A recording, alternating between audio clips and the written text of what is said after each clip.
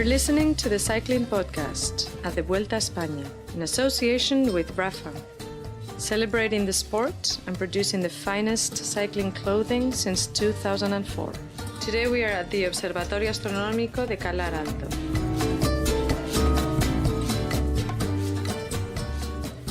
Hello, my name is Richard Moore. I'm with Fran Reyes. Hello, Richard. Hello, listeners. Hello. We're going to be joined, or we're going to hear from Daniel Friebe, who's had to rush off, but he's had an eventful day. We've all had an eventful day. Fran, we're in your home region, and I must say the weather is appalling. Is it always like this? No, it actually isn't. You know, it probably is one of the few times of the year where we've had this much rain for this much time. But, well, wow. Things happen that way. Well, it was cold and it was raining, and that helped make for a very interesting stage, I think. We saw a great stage with a great climb up to the finish. We will hear in this episode from Chris Froome, we'll hear from Franco Pellizotti, we'll hear from Max Sciandri with a very frank analysis of Nicolas Roche's performance today. I think we've got other things to talk about as well. You've got bits and pieces. Fran, you were up at the finish. I was at the team buses. I'll tell the tale of the Etapa, shall I? Well, we saw a lot of aggression today from Romain Bardet, who was obviously trying for the stage win, and from Orica-Scott, who seemed to be launching a bit of an all-out offensive for the overall. But neither moves really paid off for Bardet or Orica-Scott. It started in the rain, the stage in Lorca, and the rain continued all day. We finished up here at the Observatorio Astronómico de Calar Alto. Yep, there. There was a 14-man break. Bardet had been trying for a few moves. He got into that one. A few other notable names there. Bob Jungels was there. DeMarchi was there. He's been in just about every break so far. Simon Clark was there from Cannondale Drapac. Matej Mohoric, a former stage winner. Giovanni Visconti was there. Igor Anton was there, who we heard from in the podcast last night and won here in 2006. Friend of the podcast, Connor Dunn, was there as well. So he's obviously enjoying his wealth a bit more. They got about 5 minutes at one point, but as they came onto the climbs, Bardet was putting the pressure on, took away a small group with him. At that point, Simon Yates jumped across to the front runners. That was a good move by him. He's a little bit down overall, so he was allowed to go. Got up to the front group with Bardet, and Darwin Atapuma was there as well, a UAE rider, who, according to Joe Dombrowski, is a terrible breakaway companion. So I'm not sure if that was the case today as well. Yates then lost contact on the climb up to the finish, by which time the gap was really crumbling. Orica, as I say, had gone hard going into that final climb up to here to the observatory. Froome at the finish said that he was surprised that Esteban Chaves, who started the day second overall, subsequently began to struggle and drop back. And it was Vincenzo Nibali who was really impressive on this climb. He had his teammates at the front.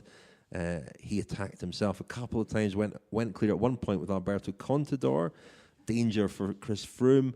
Froome had a few teammates, but they gradually got dropped one by one. At one point, he had David Lopez, Gianni Moscon, Wout Poels, but for quite a bit of the climb, only Mikel Nieve was left. So he was a little bit isolated. He looked to be struggling, but with Chris Froome, it's very, very hard to tell whether he's struggling or not. Nibali kept having a go. Nieve had a go too. Apparently he was going for a stage win, but eventually dropped back to help Froome when it looked like Froome was in trouble. But when Nibali really started applying pressure, it was Froome who sort of crawled his way up, sort of like a crab, sort of moving sideways up the climb. I mean, there was a very strong crosswind at that point. Riders were really all over the road. It was a steep climb, poor road surface, a real struggle, and it was just a case at that point of fighting. It was like bare-knuckle fighting, wasn't it, really? Yes. And Miguel Angel Lopez, the Colombian Superman, he's known as, went clear. He won the stage. Not a danger overall, really, but good to see him back because he's had a terrible time with injuries from crashes. We'll talk about him a bit later on. Yeah. Froome managed to nab second place, which I think, given that he did look to be in trouble and didn't look to be having a great day, doesn't like this weather, that was a great result for him. Nibali maybe a bit frustrated not to get more out of the day, but a really brutal stage. A good day too for Wilco Kelderman. He was up there with the leaders and he has moved up to 5th overall. Chaves lost 2 minutes 5 seconds. Froome now leads Nibali by 1:19. Chaves third at 2:33. David Dela Cruz, one of the very unlucky riders today, punctured and still sits fourth overall and looked strong after puncturing when he was trying to get back. So unlucky for him. Calderman up to fifth. Bad day for Adam Yates. He lost over 9 minutes. Davide Villela still king of the mountains, and Matthew Trenton still the points leader. You done with the tale of Tapa? Yeah. I am very disappointed because when you told the names of the breakaway, you didn't say my two favorite ones. I didn't say everyone. I didn't. You didn't say everyone. Edited highlights. Yeah, but wasn't it a highlight to have Antonio Pedrero, my favorite rider in the race? I didn't know he was your favorite rider. Again, yeah, he's my favorite rider on this race, and he's again on the breakaway. He's Sorry an about impressive that. guy. And also the young Colombian climber Adelmar Reyes, a really promising GT prospect with a cool surname, racing for Manzana Postobon. Well, listen, as I said earlier, it's hard to tell with Chris Froome when he's suffering or not. And I was actually watching the stage with some people from Team Sky, and I can tell you, they don't know either if he's suffering or not. He drifted to the back of the group. He said that's because he didn't want to get involved in the attacks and so on. Mm-hmm. And we have seen him before ride climbs at his own pace and even get dropped and come back. He didn't do that today, but he didn't look particularly happy. He did salvage second on the stage, so it counts as a very, very good day for him. Let's hear what he had to say at the finish. Here is Chris Froome. Yeah, for sure the race has changed today. I think you just have to look at the general classification to tell that the race has completely opened up now. It was a very different kind of race today. It probably, to me, it felt as if we were in the maybe spring classics in March, April time, with this kind of weather. Certainly not something you expect in the Vuelta a España. But we're all in the same boat. We're all in the same position. So we have to make the best of these circumstances. And I think today the weather made the race even harder, especially with the summit finish over 2,000 meters. It was a very, very tough stage. And as I said, I think the gaps on the general classification show exactly that.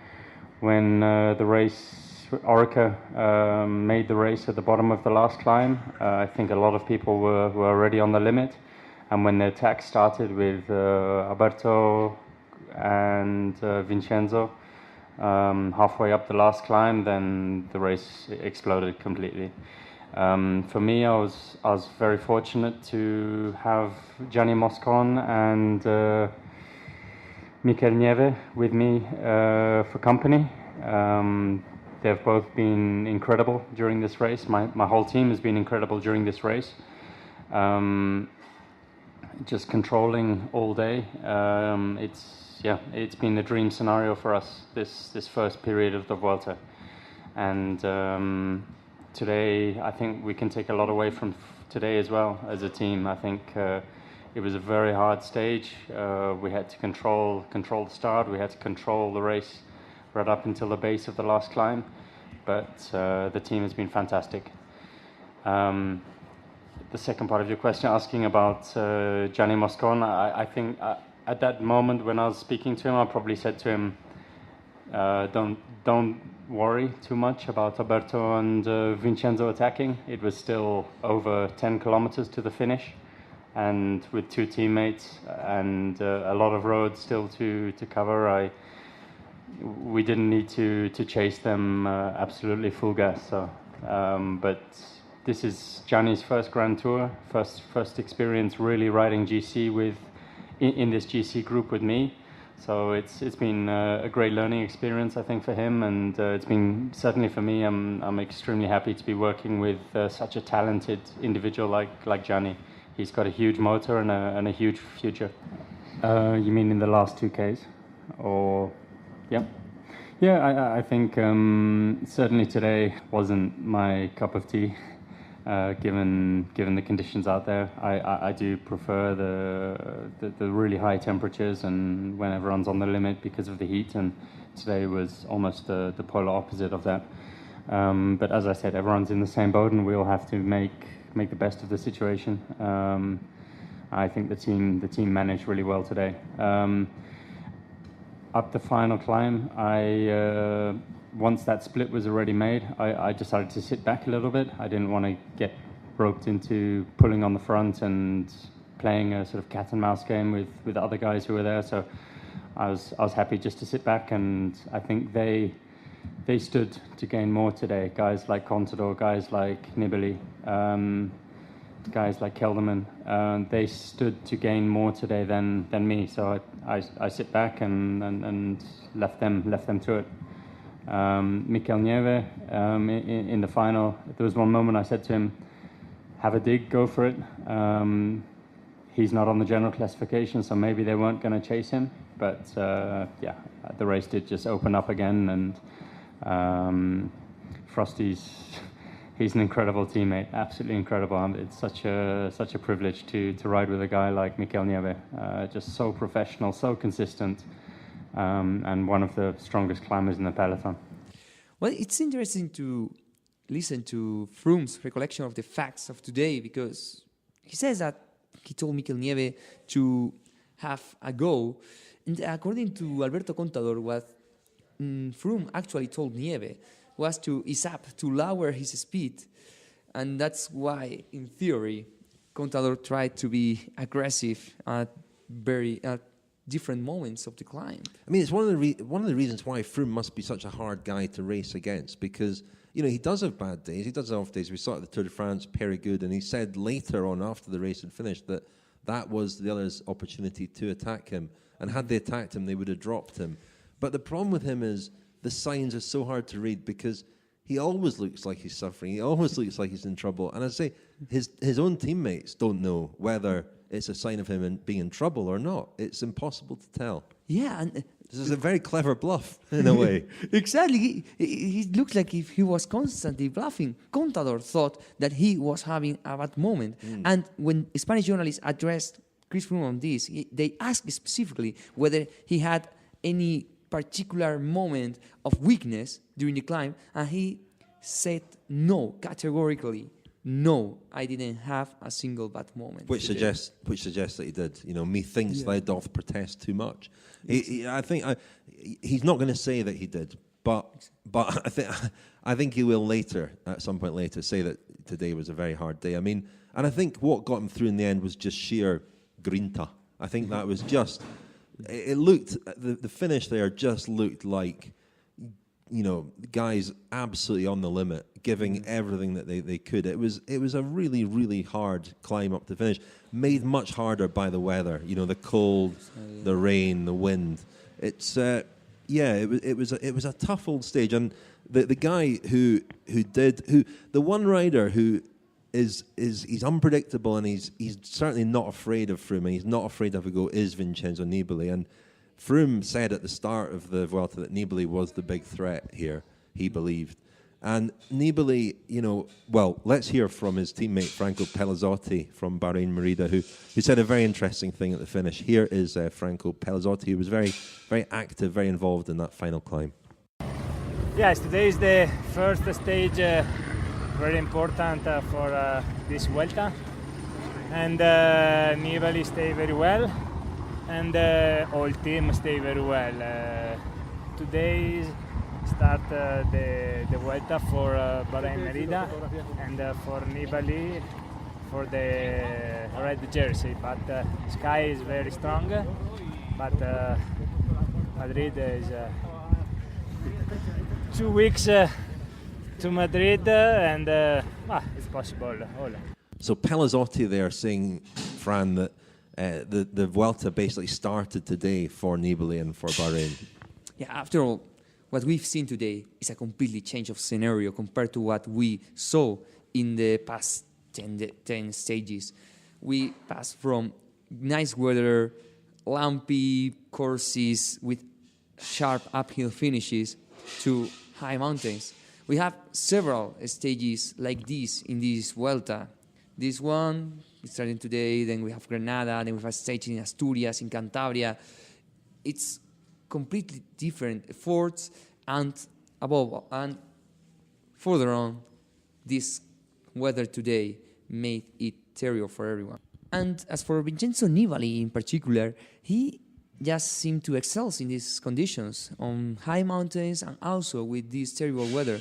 It seems like he suffers better than remember his contenders. 2014 Tour de France, where he really laid the foundations for his win, was that dreadful day in northern France across the cobbles, awful weather. Yeah, it's funny, isn't it? A guy from Sicily does really well in bad weather, and a guy supposedly from Ireland, Nicolas Roche, suffers in weather, as we'll hear from his sports director later on.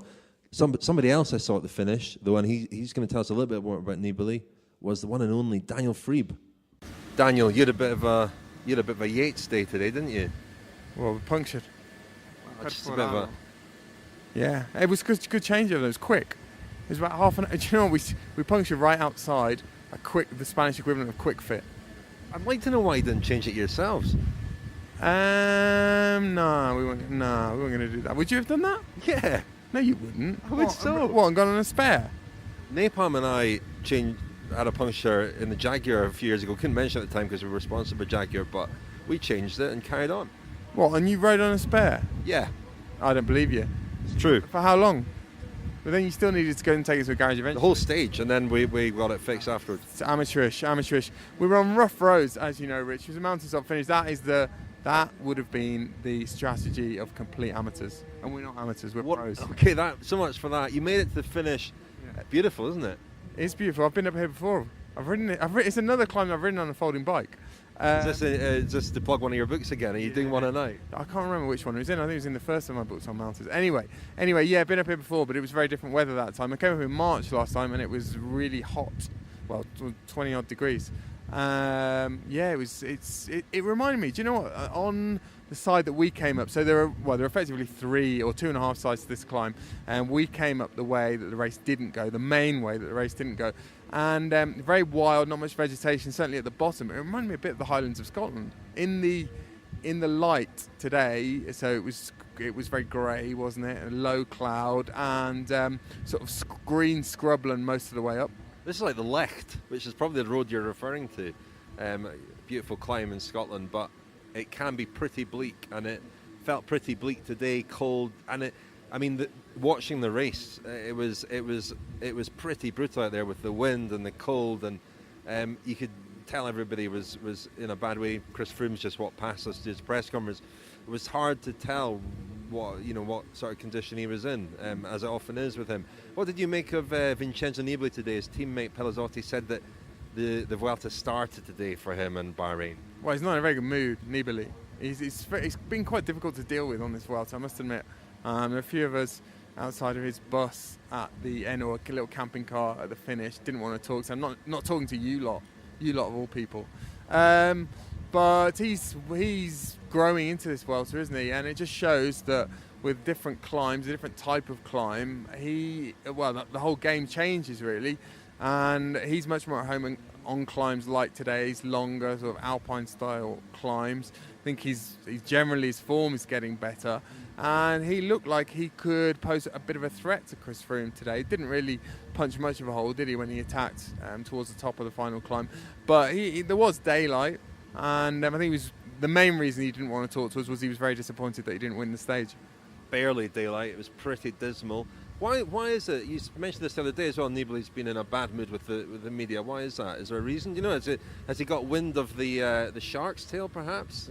I don't know. He's just been very spiky, which is uncharacteristic of him. And there is one Italian journalist here, which is amazing. We were talking in the car the other day about the magnitude of a race like the Vuelta. The number of people all across the world are following it, whether it be on social media or conventional media. And there is a single representative of the Italian media here. It's one journalist from the Gazzetta dello Sport. His team, Nibali's team, of course, Bahrain, have very international interests. So, and there are plenty of international journalists he could talk to if he wanted to. But, he is.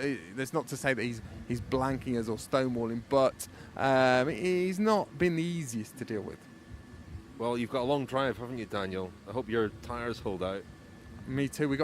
Was this a good idea? We got a used tyre put on a pre-used tyre. The budget couldn't stretch to a new one. That was going to be about €109. The used one was about €30. I thought that was a good price. It's a gamble, isn't it? It is a big gamble, but it will make the journey a little bit more exciting. You don't gamble on tyres, do you? I don't know. I'm not very au fait with all matters four-wheeled, and we're not very good on cycling tech, let alone automobile tech. So, yeah. Good luck. The Rapha Cycling Club is the largest global community of its kind. Members share their passion for the road through rides, events, exclusive club kits and racing. Find out more at rapha.cc. Thank you very much to Rapha for sponsoring the cycling podcast. We were very grateful today, Fran, weren't we, for our little Rapha jackets. Kept us warm. Impressive jackets. I wasn't definitely. sure whether you'd get to wear it, but it certainly came in useful today. Yeah, definitely. I mean, I didn't get wet. I was completely warm for the whole day. Oh, marvelous jacket. Great. Listen, thank you to Rapha. You can buy our Rapha-produced cycling podcast gear, Pedal de Charme gear, at rapha.cc or at cyclingpodcast.com. Go to the shop. And on the subject of Pedal de Charme, we will be, of course, awarding Pedal de Charme again this week. Nominations, please. Give us your nominations for Pedal de Charme for this week. I'm sure there are a few contenders out there. Okay, if I have to go with one rider, this would be David de la Cruz. He is been terribly unlucky, and still he's showing some really strong legs that would place him in the podium had he not had this streak of bad luck. Potentially, we're going to talk about De La Cruz. You had a comment to make. Daniel and I were talking about Vincenzo Nibali. You had a comment as we were listening to that about his brother Antonio. Yeah, it was very interesting to see Bahrain Merida today in pretty good shape. I mean, they looked even better than Orica that tried very interesting offensive that finally didn't get the expected result because Chaves did fail a bit today. But Bahrain Merida did very well. Antonio Nibali... About time they did something. I mean, Antonio Nibali was quite impressive, wasn't he? Yeah. He was sort of going toe-to-toe with Gianni Moscon on the climb for a bit. And I think there's a bit of rivalry there, you know? I think there was a bit of... there was no way that Moscon was going to swing out that line while Nibali Jr. was there. Mm-hmm. And going a bit wider than that, for all that Froome said afterwards that he and Nibali had sort of settled their differences, there's no love lost at all between Nibali and Froome. There's a real rivalry there, which is good and gives the race a bit of an extra edge, I think, doesn't it? Yeah. Now, we should really talk about the day's stage winner, Miguel Angel Lopez, because he is he's a great talent, isn't he? He won the Tour of Switzerland last year. And we thought he was destined for great things, but he had a terrible crash at the Vuelta last year, and he's had a lot of bad luck. And he's come back, and this is his first Grand Tour stage win, and he's clearly back to full health. Yeah, you know, he's had many crashes during his career, and but by what I've been told, his team suspects that it is not only due to pure bad luck or to a lack of technique and bike handling, but because he is not completely comfortable within the peloton. He has raced very few times here in Europe. You know, you can count his race days in Europe and are probably less than 100. And for next year, during these first 2 seasons in the World Tour, they have allowed him to do his thing, to spend a lot of time in Colombia, getting ready and coming in straight away to land victories in Europe. But from next year on, what I understand is that they are intending to give him a more intense racing schedule. Do you know why they call him Superman? Here we go. You haven't done this for a few days. Why do they call him Superman? Because when he was 16 years old, they tried to steal his bicycle, some street robbers, and he defended himself. He got actually a knife. Some kryptonite. Eh? No. It was on daylight, but he got a knife actually on his thigh. A knife. He got stabbed. He got stabbed in his thigh. He got stabbed in his thigh. Yeah. But he managed to keep his bike. Wow. And that heroic defense made him deserving the nickname Superman. Superman indeed. Well, I mean, he's not a million miles off overall. You know, there's still a chance that he could climb up a little bit in the overall standings. He's up now to 10th overall, so he's there. And the rider one place behind him is Nicolas Roche, who who began the day second and has been riding exceptionally well. We mentioned this last night, that it was a priority of ours to go and speak to him. And apologies, we did have an email about this, reprimanding us for not discussing Roche's move yesterday to claim 30 seconds on the others. How and where did he get away? Well, we didn't really know, if I'm honest. The TV footage wasn't great, and we didn't really find out adequately at the finish. So apologies for that. Today wasn't the day to go and catch up with Nicolas Roche because he had a very bad day. And I mentioned he hates this sort of weather. I did speak at the finish, however, to his sports director at BMC, Max Sciandri. Here is Max Sciandri. Hard day out there, I think, for everybody today, wasn't it? Yeah, hard day. It's one of them days, It's we're lucky at the end. Actually, it didn't really rain, but I don't know if it would have changed much or not. I think it's a very much of an individual race. I mean, at least that's what we had. We had our guys after 4 or 5k when the race kicked up. Then we just had them individually divided by 40 seconds, and it just went all the way to the finish. I mean, Nicolas, despite having Irish roots, he's a big fan of the heat, isn't he? Does he struggle in the cold more? Yeah, well, just this morning he said yesterday I did my best, and it was kind of wet, and he got that extra 30 seconds. Today, this morning, I was like, put a vest, cover up, good oil on your legs or whatever. But he said, the cold. He already slightly mentally. He said, and I apologized in the bus 3 times. I said, listen, Nico, you're doing your best here. You don't have to apologize. And if you suffer the cold, it's normal. I mean, there is people what do suffer cold and wet days, and he's one of them. I mean, Nicolas and TJ have ridden really well up to this point. They've had a bad day today, but they're clearly in good form. What do you want out of them now from this Vuelta? The form is there. I mean, I think now I just want to look at GC a little bit with Yvonne and Jackson. We just kind of look at where we are, take it in, and then just we can play differently. That doesn't mean we cannot try and move, look at breaks, but I think it's slowly everybody's going to look at that little garden or big garden and try and do the best, and that's what we're going to try and look at other things. Obviously, we have Sky and Froome. They're on a slightly or different planet from us, so we're just going to have to try and get our best. So Sciandri there with, quite an honest assessment of Roche's ride today. Disappointing. I mean, fair to say that up to this point he's been riding well above what a lot of people expected. But I wouldn't, as I said to Max Sciandri there, one bad day doesn't mean that his form has vanished. He's clearly in very, very good shape, and as the weather gets better again, he loves the Vuelta. I mean, he rides very, very well at the Vuelta traditionally. Maybe he's not out the overall picture completely. He's 11th. The question now is, does he battle on to try and finish in the top 10, or does he maybe try for a stage win instead? Well, so far he has proven to be at a very good shape, and above all, he has been riding on a pretty wise manner. I wouldn't rule him out for GC. He always loved to contend for GC on this race, so he probably keep on.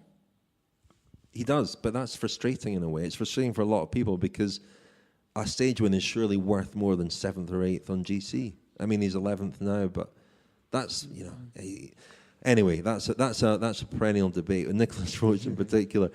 Also Van Garderen had a pretty bad day on this. Van Garderen as well, note, yeah. I mean, they've both been riding well, BMC and the BMC riders, and not a good day for them today in the rain and the cold.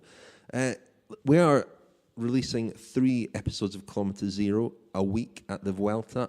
Very excited about Friday's Kilometre Zero, Fran, because it's one you've been working on about your local climb. Yeah, that's my home roads. The roads I have been riding for 3 years there in Granada, Sierra Nevada. The experience I've lived there, I have tried to portray it on a Kilometre Zero, and because of that, you are going to have like 20 minutes, out of which 10 are me breathing heavily as I climb up Azallanas, Mona, El Purche, and La Hoya de la Mora. And we reach, that's Sunday, isn't it? That's Sunday's stage, we go there. Exactly. Yeah, don't let that put you off becoming a friend of the podcast and receiving access to our Kilometre Zeros and all the other Friends specials that we've produced this year. Today's Friends special was with the photographers. We spoke to some of the photographers who work on bike races to get a little behind-the-scenes perspective from them, find out how they work.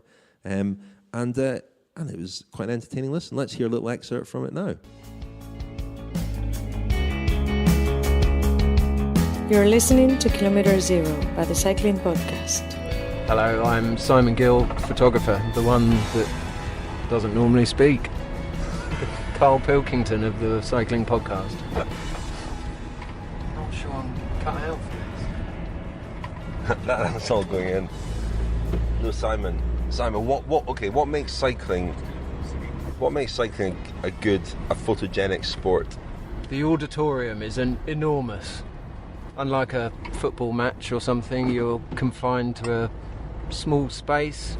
Cycling, you've got often over 200 kilometres of options to photograph the race. So there's a lot to think about, and scenery-wise, it's just, well, it's beautiful, isn't it? Become a friend of the podcast to access 11 exclusive shows for just £10. To sign up, go to thecyclingpodcast.com. The Cycling Podcast is supported by Science in Sport. Hello, my name is James Morton. I'm the head of nutrition for Team Sky. I'm also a reader in exercise metabolism at Liverpool John Moores University. And last but not least, the world-class knowledge director for Science in Sport. Well, my interest in sport nutrition really, I guess, stemmed from my experience as a PhD student. And I guess really what sparked my interest was that you could put people through identical exercise programs, but just slightly change the nutritional stimulus, and the muscle behaves completely differently. That blew my mind back then, because quite often we think of intensity and duration as the most important part of a training program, but actually simply changing what you're eating before, during or after exercise completely changes how the muscle adapts to training. And so it really traced back to those early studies, and then I thought over the last 10 years that's where I really focused all my efforts as a researcher, really. I played semi-professional both in England and Northern Ireland. I played for Northern Ireland schoolboys as well. But like many of us, I wasn't good enough to make it professionally. But one thing I was always committed to was training hard. And so I've always been interested in fitness and diet and nutrition from an early age, really. That's what sparked my interest to do a sports science degree. And then I really got interested in research. And I guess then the next best thing to not being an athlete is actually working with elite athletes. So I'm Catherine Brown, and I'm a performance nutritionist working within British Cycling, employed through the English Institute of Sport. And my main role with British Cycling is to work with the endurance squads and the mountain bike squads to improve their nutrition to help performance. I guess for us that's always the question, is how do we measure that a change in nutrition has actually led to a change in performance? And I guess that's where it builds into what the athlete's program is. So we would look in terms of where they need to improve. Is there a physiological reason for a change in their nutrition strategy that makes sense, that would make a difference to performance? But ultimately, I think trying to measure whether a specific strategy has led to that performance increase is quite a difficult thing to do. And probably we're part of a bigger team, so a lot of what we do will be linked in with the strength and conditioning coaches. So a performance limiting factor might be muscle mass. We would play a big role within that process of the strength and conditioning coach would prescribe the right training program for that. We would prescribe a nutrition strategy to help maximize that gain, and hopefully that increase in muscle mass might lead to that performance. I think in sport in general, that if there's a heavy emphasis on weight loss, there's always a risk in terms of eating disorders. I'd say from my experience of working with these riders, I wouldn't see it as a huge issue within the elite level, because we give them the support to do that effectively, and it comes back down to the education of the rider and what they're implementing to know what the risks are and ensure that anything is done appropriately. The Cycling Podcast is supported by Science in Sport. Science in Sport, fueled by science. We heard their little feature from our sponsor, Science and Sport. And we're very grateful to Science and Sport for their support. And as well as backing us here, they are offering, of course, 20% off to all our listeners. Go to scienceandsport.com and enter the code CPAUG20. Even though we're almost in September now, that should carry on Summer working. is finishing. Well, it feels like that, certainly. My goodness. I think we're going to get nice weather again tomorrow, aren't we? Not really. No? Not that much. I mean, a bit nicer, but it is not the full Andalusia's weather. It certainly isn't. This is most unexpected. Yeah. I must say, a lot of our colleagues came unprepared for this, judging by what they were wearing. I think they could, and the lack of umbrellas. I think there could be illness sweeping through the press room, I think. Any other, you, as mentioned earlier, you were up at the finish, Fran, quite a distance from there to the team buses. I decided to wait among the team buses, just see what I could pick up there. Any other business from the finish? Well, first, let me thank friend of the podcast, Xavier Arteche, coach of Team Sky, for picking me up at the finish line and driving me here to the press room, because otherwise I probably wouldn't be here. But, looking for water somehow in the middle of the mountain. He's a coach at Team Sky Basque, and he's been at Team Sky for a few years, and you know him pretty well, I think. Yeah, I know him back from the Calar days, and pretty nice chap and listener, according to what he told me today. So and what, according to what he told you? He's a frequent listener of the cycling podcast. Oh, he's a listener. Yeah, he has said that. Yeah, and he's been on the podcast as well. So besides that, David de la Cruz, I would like to elaborate and correct you. It's good to correct mistakes in the episode in which mistakes are made. This is a new precedent for us, yeah. Yeah, because, factual accuracy hasn't been our strongest point on this España.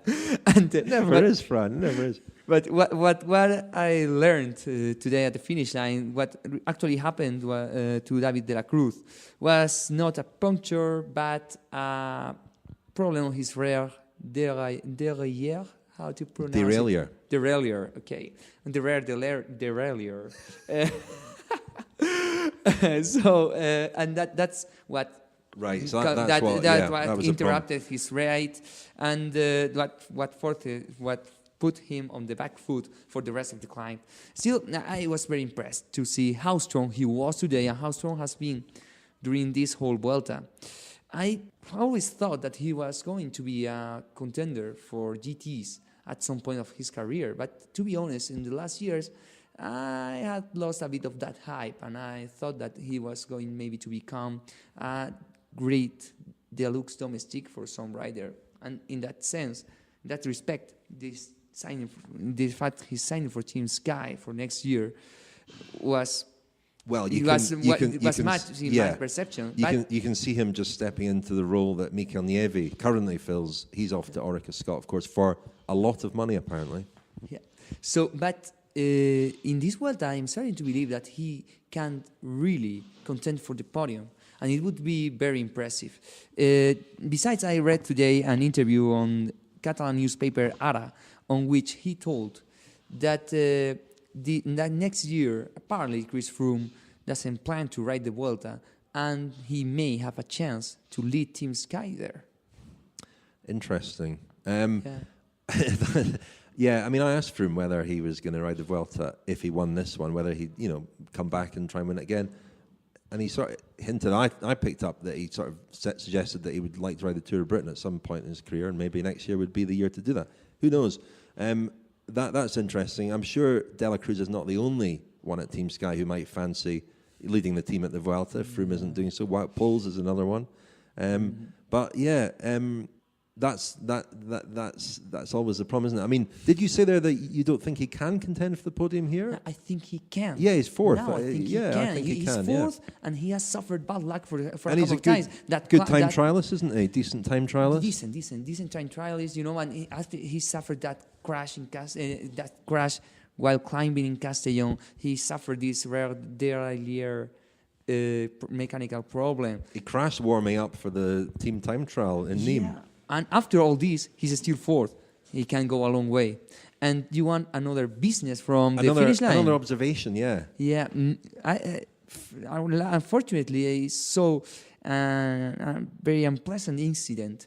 Gilles Vallet, ruler for Lotto Soudal, that crashed heavily in the first week, and as a result of that, we spoke to him a few days ago. Yeah, he was really struggling. He was struggling with back pain and so on. After passing the finishing line on Calar Alto, he stopped maybe 50 meters past the finish line, was there taking some breath, drinking water, so on. And a team car stopped just nearby him, very close to him.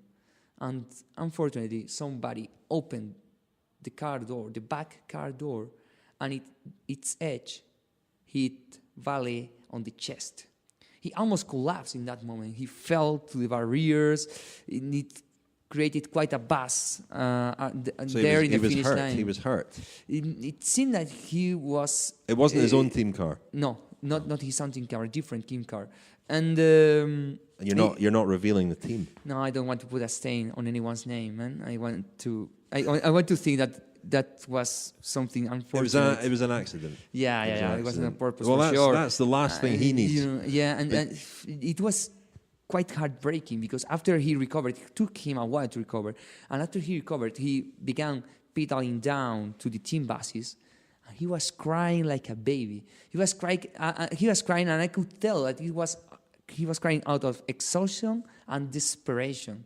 You know, it's quite tough to have these kind of circumstances thrown at you after you have been 6 hours under the rain on full force. Absolutely, it was. Yeah, is that how long today's stage was?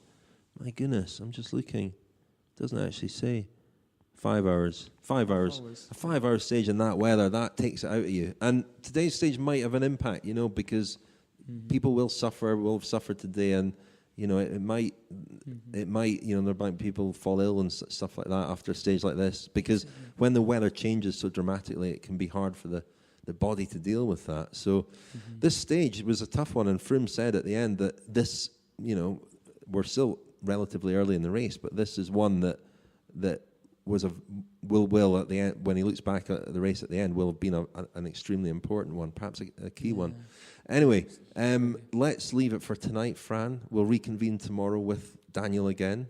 We've got a long drive ourselves as well now, haven't we? Oh, yeah. You're going home. I'm driving home. I'm going to spend the night at my parents' home in Berja, beautiful town in Almeria, also known as Penny Lane, and I am so looking forward to do that, although it means that we have to drive for 2 hours. Also known as Penny Lane, did you say? Yeah, Penny Lane. So we should play out with you singing Penny Lane. No. Someone said that hearing me singing is unsettling, and since I am getting some kind of reputation as a singer, a songwriter, I'd like to play it live. Another time. Yeah. In the meantime, thank you, Fran. Thank you, Richard.